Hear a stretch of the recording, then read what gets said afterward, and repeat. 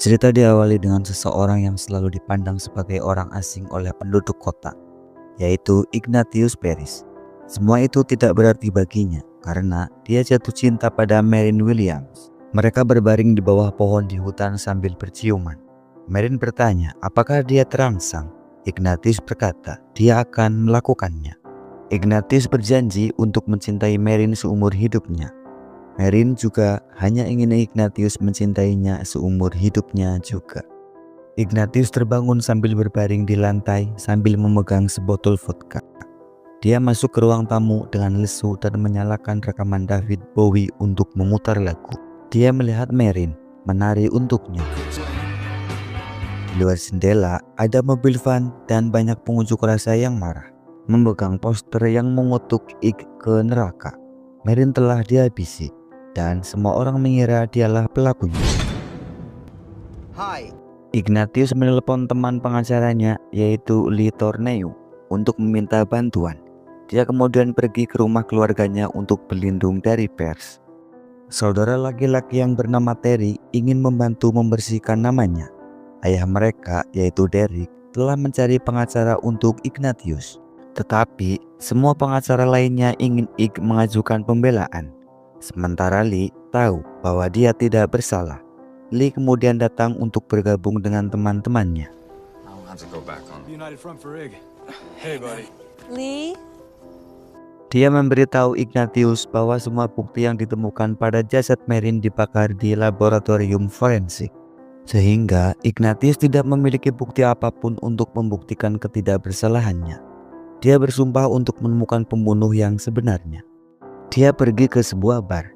Bartender menolak melayaninya karena pengunjung lain takut padanya. Glenna, teman lamanya, merasa kasihan padanya dan menuangkan minuman untuknya. Glenna menawarkan untuk pergi minum bersamanya, tetapi Ig ingin sendirian. Sekelompok besar warga kota berkumpul untuk berdoa di sekitar pohon tempat jasad Marin ditemukan. Ayahnya, yaitu Del, dengan berlinang air mata bercerita tentang putrinya dan menuduh Ig telah menghabisinya. Ig menonton dari rumah pohon di atas mereka. Setelah semua orang pergi, dia menginjak patung perawan Maria dan kemudian kencing di seluruh lilin.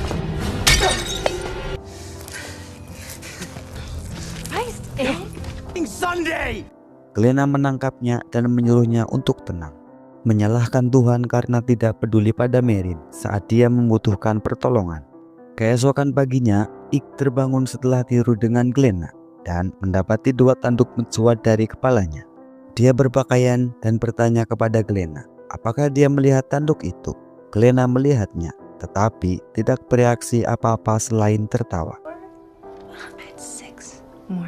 Glenna melihat sekotak donat di meja kopi dan bertanya kepada Ignatius apakah dia boleh memakan semuanya. Dia menjawab iya, dan Glenna memasukkan satu ke dalam mulutnya. Perutnya terasa tidak enak dan dia pun meminumnya dengan diet coke. Namun Glenna tetap ingin memakan seluruh kotak karena seperti yang dia katakan kepada Ignatius, dia ingin menjadi gemuk karena semua orang menganggapnya sampah dan tidak ada yang mau tidur dengannya kecuali mereka mabuk seperti Ig. Dia pergi ke dokter untuk memeriksakan tanduknya. Seorang gadis kecil berteriak di ruang tunggu sementara ibunya duduk dan tidak melakukan apapun.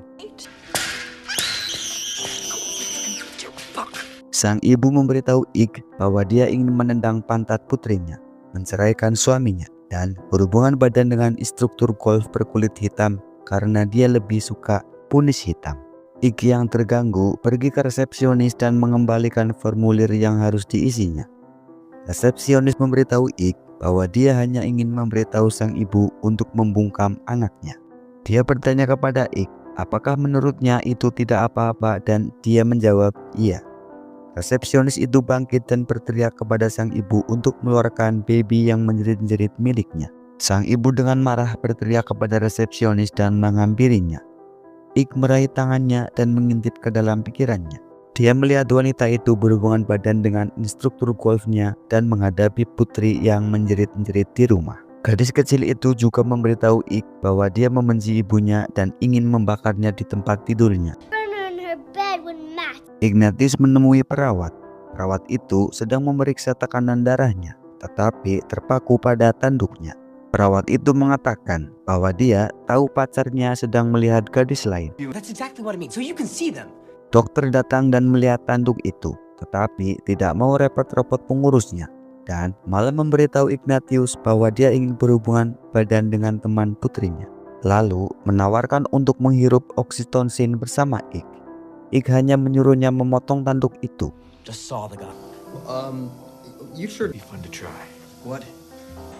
Dokter membius Ik dan dia pingsan.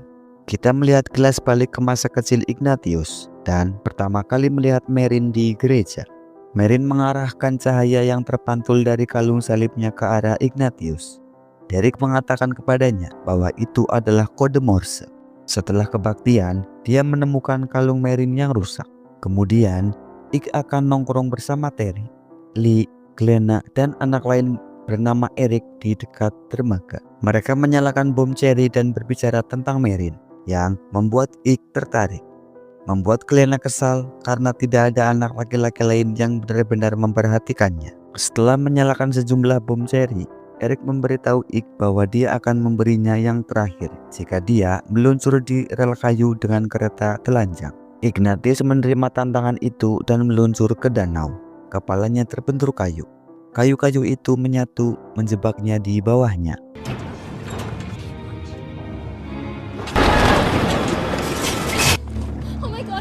Lee melompat masuk dan menyelamatkan Ik.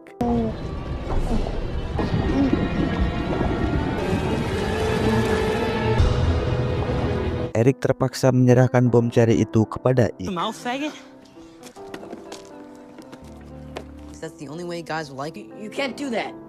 Lee memperbaiki kalung salib dan memberikannya kepada Ik sebagai ganti bom cherry.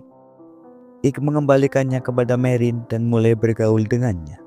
Ik mengetahui bahwa ibu Merrin meninggal karena kanker. Mereka kembali ke rumahnya dan mendengarkan David Bowie. Terry berlari masuk dan memberitahu Ik bahwa bom cherry meledak di tangan Lee. Mereka berlari ke rumah sakit tempat bocah itu kehilangan 2 jari. Dia merasa senang melihat Ik dan Merrin bersama.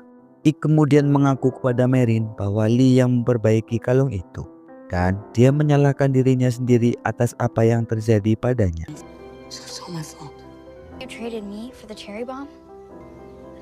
Merrin meyakinkannya bahwa dia meninggalkan kalung itu untuk ditemukan Ik. Mereka berciuman pertama kali.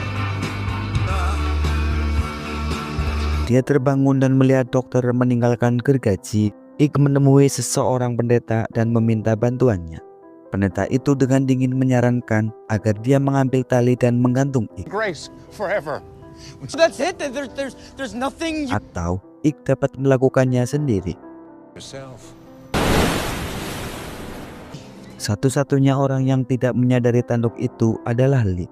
Hal ini membuat Ik berpikir bahwa tanduk itu tidak mempan pada orang baik.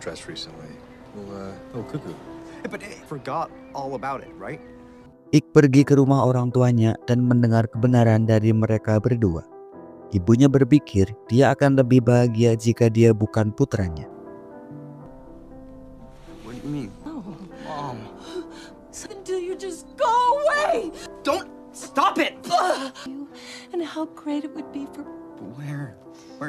Dan Derek selalu berpikir bahwa Ik adalah anak yang sulit.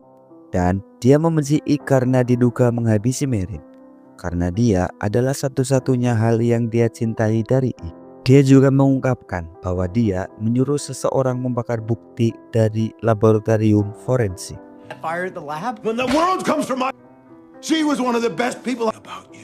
Ik menelepon Lee tentang hal ini, yang mengatakan itu mungkin berkah tersembunyi. Dia pergi ke bar tetapi diganggu oleh segerombolan wartawan yang mencoba mendapatkan berita hangat darinya.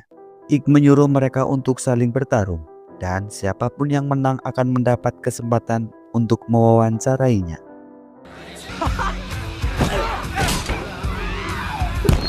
Para wartawan kemudian terlibat perkelahian hebat sementara Ik masuk ke bar. Bartender mengancam akan memukul Ik. Tetapi Ik mengatakan kepadanya bahwa dia tidak ingin melakukan itu. Bartender itu mengakui bahwa dia ingin membakar bar dan mengambil uang asuransi. Ike menuntut siapapun di bar untuk memberitahunya jika mereka tahu sesuatu tentang pembunuhan Marin. Pelanggan lain hanya mengakui hal-hal yang lebih berdosa, dan seorang pria melepas celana dan mengeluarkan punisnya. Ike pergi saat bartender menyalakan tempat itu, dan dia berjalan melewati para wartawan yang masih berkelahi.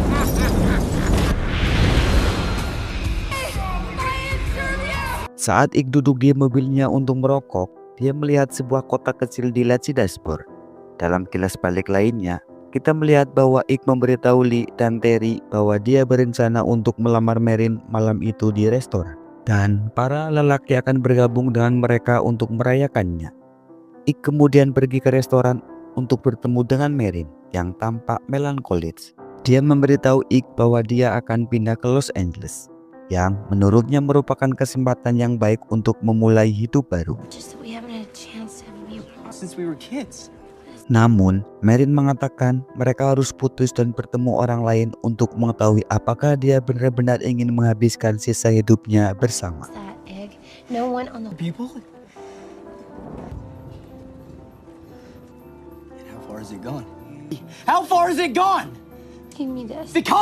Dia pikir Marin sudah bersama orang lain. Marin mulai pergi, dan Ike bangkit dan berdebat keras dengannya sampai manajer menyuruhnya pergi. We're not done talking about. Yeah. Sir, we're gonna have to ask you. Ike pergi tanpa perlawanan, tepat saat Terry mulai masuk.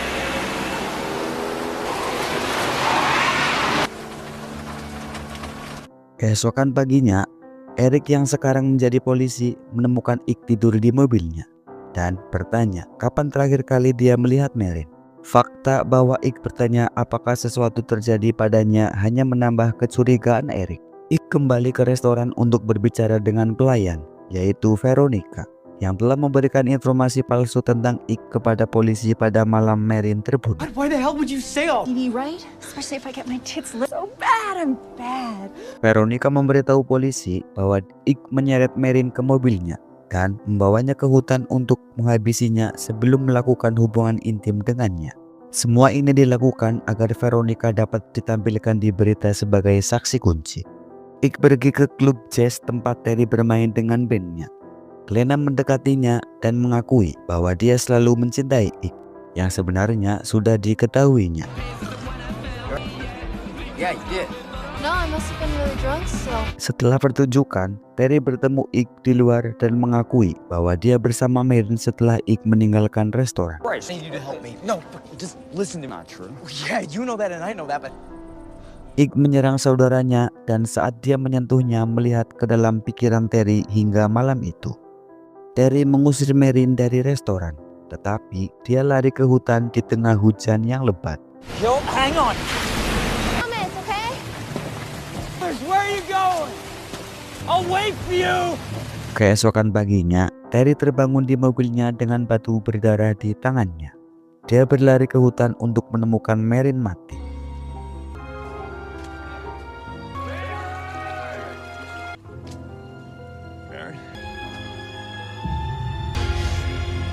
Dia membungkus batu itu dengan kemejanya dan melemparkannya ke danau untuk menghindari keterlibatan. What did you do now? Do you even fucking remember? If you didn't kill her, then who did? Good idea. Who's responsible? Go back inside, Terry. None of this concern. With my coward brother? Is that a crime? Eric dan rekannya masuk dan membogor Ike. Kedua polisi itu kemudian membuat lelucon kasar tentang memukuli Ike saat mereka bermasturbasi. Wonder I left her open if I have to beat you to death with my own. Only I'll be picturing both of you naked. Fuck. Keesokan harinya, Ike mendapati Lee di kota mengenakan kalung salib milik Marin. Awalnya, Lee menyangkalnya, tetapi kemudian mengatakan bahwa Marin yang memberikannya. Ike pun pergi berputus asa, mengira Lee adalah orang yang ditinggalkan Marin. About Marin, I didn't mean for anything to happen. Fuck! Ike kemudian pergi ke rumah Dale untuk mencoba dan melihat apakah dia tahu Marin sedang menemui seseorang. Di sana, dia hanya mendapati Dale mengarahkan senapan ke arahnya, memerintahkannya untuk keluar dari propertinya. Look, you're the only person she would have told, but... And I hope you die. I hope you... Sorry. I'm sorry. Well, I swear I will shoot you. Ike menyusuri gang untuk mencabut tanduknya secara paksa, tetapi tidak berhasil. Sekelompok ular merayap ke arahnya. Tetapi mereka tidak melukainya. Mereka merayap ke tubuhnya dan dia baik-baik saja dengan itu. Ignatius kemudian mengumpulkan ular-ular itu dan menemukan Veronica di dalam mobil. Ular-ular itu masuk ke dalam mobil dan menggigit Veronica di seluruh wajah dan tubuhnya.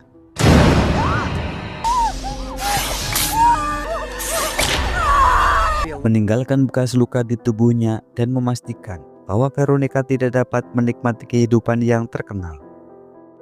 Ike berjalan melewati Eric dan rekannya di dalam mobil. Mereka mengancam akan menangkapnya. Keduanya mengakui bahwa mereka gay dan saling mencintai. Was I right? And my dad found him under my bed. Ike yang mengenakan ular di lehernya pergi menemui Terry yang sedang mengonsumsi banyak obat-obatan terlarang. Why we killed her? Because I'm your fucking bro. All you wanted to do was save your... Ike memaksa Terry untuk melakukan banyak hal agar terbius dan akhirnya menyiksanya. Why didn't you just finish all that off?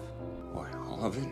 Dengan perasaan yang sama seperti yang dirasakan Meryn pada malam kematiannya, Terry mengalami sesuatu yang mengerikan dan pingsan. Feel what she did.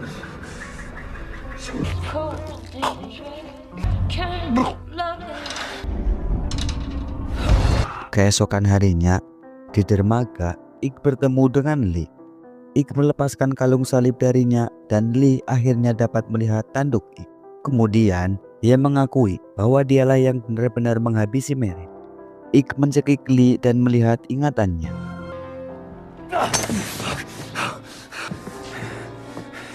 Spend your whole life trying to be good. Sorry, could you let you drown? Sebelumnya, Meryn menduga bahwa Ike akan melamar dan dia bertanya pada Lee apakah itu benar. Dia berkata mungkin. Meryn baru-baru ini mengetahui beberapa hal tentang dirinya sendiri dan tidak ingin Ike terlibat dengan itu. Jadi dia menceritakan hal ini kepada Lee. Pada malam ketika Ike meninggalkan restoran, Lee mengikuti Terry dan Meryn sampai mereka berhenti di hutan.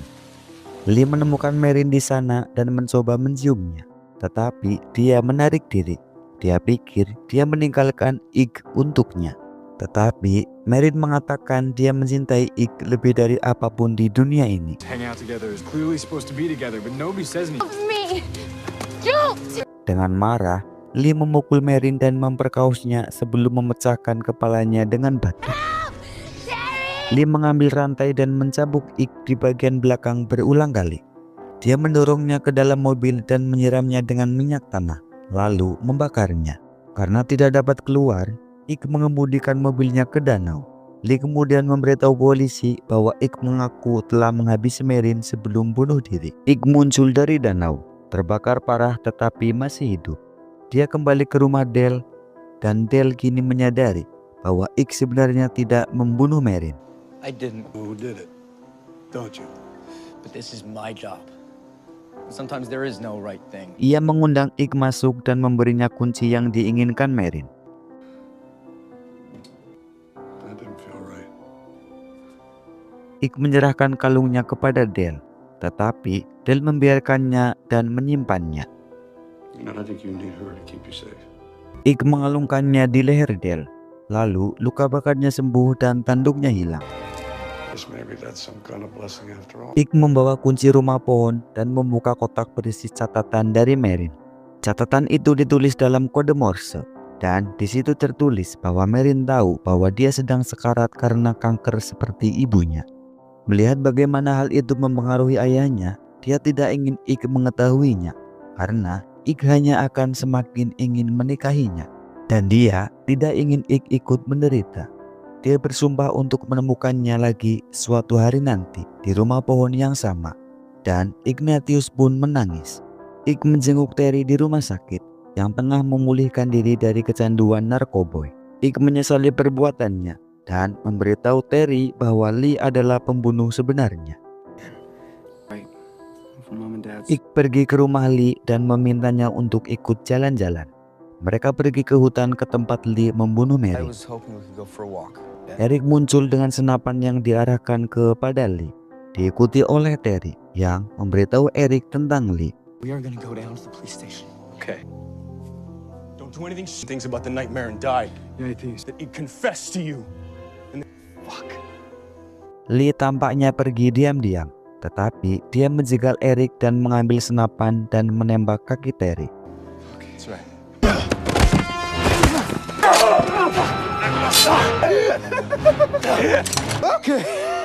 Okay. Ig dan Lee berjuang. Ketika Ig kemudian melepas kalung salib, dia tiba-tiba menumbuhkan sayap yang mengangkatnya ke udara dan kemudian terbakar. Seluruh tubuhnya dilalap api sampai dia berubah menjadi makhluk iblis dengan tanduk yang lebih besar. Lee menembak Ig yang mengeluarkan lava, tetapi dia menyerang Lee dan menusuknya dengan tanduk lalu melemparkannya ke pohon.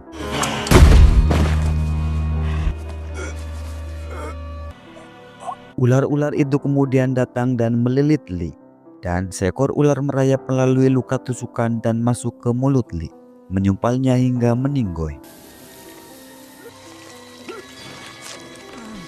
Ig yang sekarang telah membalaskan dendam Erin jatuh dan mulai berubah menjadi batu. Terry bergegas ke sisi saudaranya. Devil, one last time. My time has come to return to you. Cerita diakhiri dengan Ignatius dan Merin di bawah pohon, yang menunjukkan mereka telah bersatu kembali dalam kematian.